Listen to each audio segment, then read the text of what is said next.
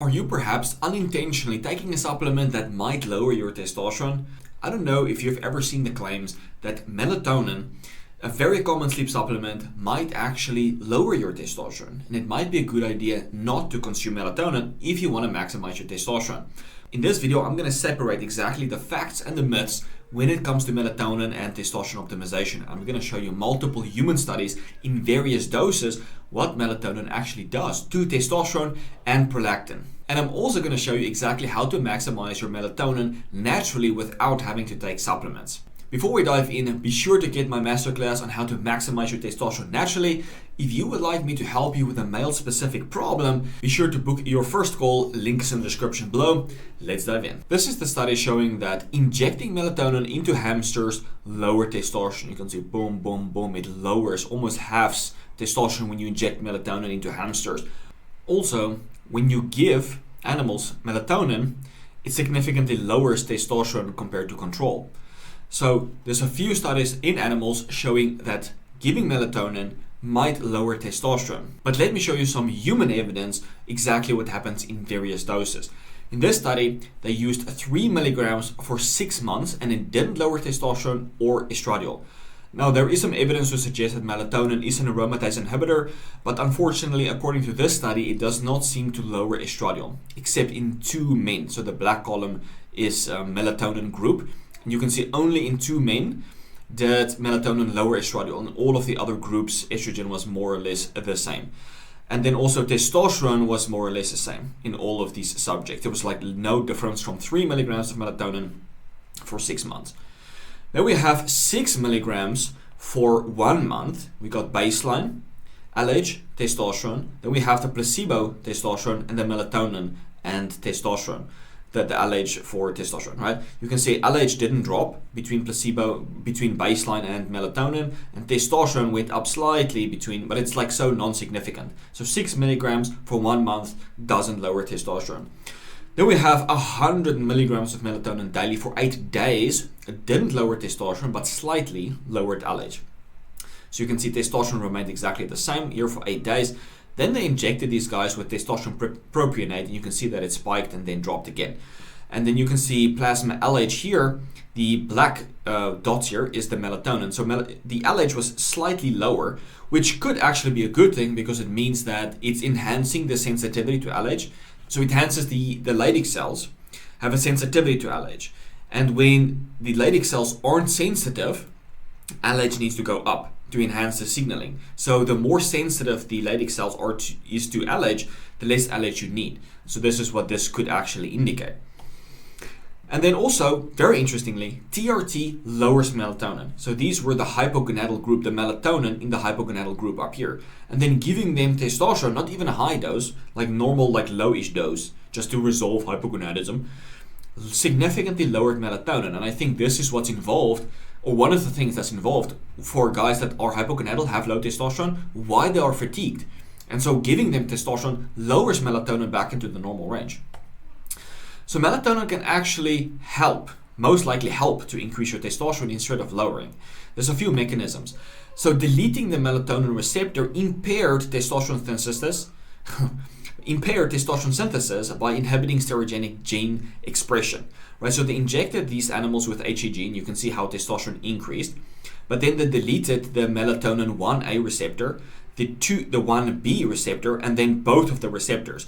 So clearly both the 1A and 1B melatonin receptors play a role, and if you delete both receptors, the testosterone drops significantly. So it does seem that the melatonin receptors does play a role in testosterone synthesis and upregulating steroidogenic enzymes. And the way it kind of works is melatonin acts on this ROR, which is the retinoic acid receptor related orphan receptor alpha, ROR alpha. And then activation of this retinoic, basically vitamin A receptor, it upregulates GATA4 and SF1, which then upregulates STAR. And as you know, STAR is the rate-limited enzyme in testosterone synthesis. It enhances the uptake of cholesterol outside the mitochondria to inside the mitochondria so that the cholesterol can be converted into pregnenolone and onto testosterone.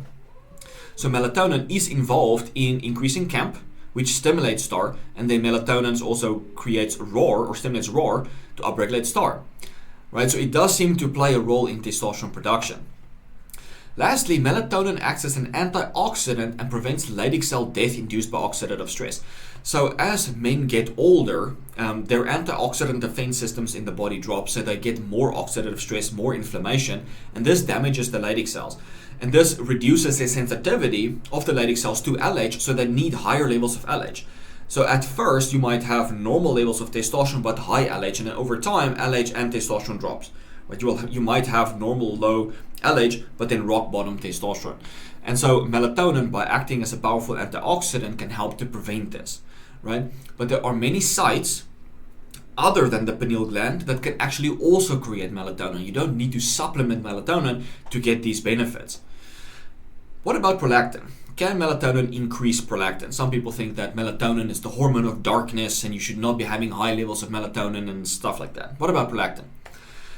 According to this study, after 80 or 240 milligrams of melatonin, if you don't know, that's a gigantic dose, neither the amplitude nor the frequency of LH pulses were influenced by the pineal hormone, but prolactin actually increased slightly. But you can see prolactin went from 7 to, I would say, 11. 7 to 11. 7, 11. All right. So this is really not a big difference. And then you can see it went down rather quickly as well. So naturally, prolactin does go up at night. So it just potentiated that increase when you used gigantic doses. Now, a second study looked at this. 2 milligrams of melatonin didn't increase prolactin. It just slightly sped up the increase, as you can see according to this graph, increase. But the overall levels did not change here for prolactin when they used melatonin. And this was only 2 milligrams. Most people use like 1 milligram or like 300 micrograms or something like that. You don't need large doses of melatonin to actually help you to fall asleep. Now, I'm going to show you 5 ways how to increase your melatonin naturally. The first one is red light. According to this study, they exposed guys to red light. The wavelength that they used was 658, let's just say it's 660, right? And the light dose was 30 joules per centimeter square for 30 minutes daily. So you want to make sure your device is powerful enough, not just the right spectrum, but also the specific power of the device. And you can see that serum melatonin actually went up by the red light device. And then actually combining red light with exercise, or at least sunlight, you're actually outside, right, can also cause a massive spike in melatonin. And melatonin then acts as a strong and intracellular antioxidant. So this really puts the emphasis on being outside, walking, exercising, everything. Just be outside, be in the sunlight. The sun is the strongest and greatest source of red light and near infrared light. Right? If you can't afford a device, by all means get more sunlight if you can. That's why we are sunlight samurais, all right, guys? So I'm quoting from this specific study. Visible light striking the retina or an intense physical stimulus can suppress nocturnal pineal melatonin levels. In contrast, there are examples where extrapineal melatonin levels are increased during heavy exercise in daylight, which contains the whole range of near-infrared light radiation. The cumulative impact of all cells producing augmented extrapineal melatonin is sufficient to elevate sweat concentrations and potentially, if the exposure is sustained, to also increasing the circulating values. So it definitely has a very strong effect when you're outside in the sun and then also exercising at the same time. Personally, I definitely get out multiple times a day, but I have a mandatory walk each day in the sun, get my sunlight, no matter if it's winter, if it's summer, I'm always getting that full upper body sunlight walk each day. Number 2 is microbiome. There are 400 times more melatonin in the gut than in the pineal gland. I don't know about you, but every time I in the past had gut issues, it messes with my sleep, my energy, my testosterone. I always focus on gut health. When a client comes to me, I always ask them, how's your digestion? How's your bowel movements and those kind of stuff? How's your gut health? If they think they're fine and I still suspect they have gut issues, we would do a stool test or an organic acid test. And lo and behold, most of the time, they have some form of gut issue. Right? So if your sleep is off, your energy is off, you have some weird fat accumulation in the body, most likely you might have some gut issues. Right, number 3 is optimal mitochondrial function. So acetyl coenzyme A, which is created from fat and glucose, is a necessary co-substrate for the initiation of the melatonergic pathway in mitochondria and therefore the beneficial effect of mitochondria melatonin synthesis on mitochondrial function. So basically, when you break down fat and glucose into acetyl coenzyme A, that acetyl coenzyme A is used for the synthesis of melatonin. So you need optimal mitochondrial function to produce melatonin. And melatonin can actually also help to promote mitochondrial function in like a feed-forward beneficial loop. Melatonin is really good for the mitochondria. Butyrate, vitamin B1, B2, B3, B5, alpha-lipoic acid, and so on is also really important for the production of this acetyl coenzyme A. So I always focus on micronutrients and also gut health, because if you have gut issues, your butyrate will be low and you will have some form of a nutritional deficiency for sure, which you almost always see on an organic acid test. Number 4 is specific foods. So it's a lot of foods. I'm just going to name a few. Banana, pineapple, kiwi, oranges, strawberry, eggs, fish, grape, tart cherry, cranberry, tomato, white button mushroom, fenugreek, fennel, Chinese wolfberry, kidney beans, cucumber, pistachios, wine, green beans, skullcap, St. John's wort, feverfew, philodendron, rice, and other grains. So the list is really long, but these are just a few of the common herbs and foods that you might generally consume that contains a decent amount of melatonin that can actually influence your circulating levels of melatonin.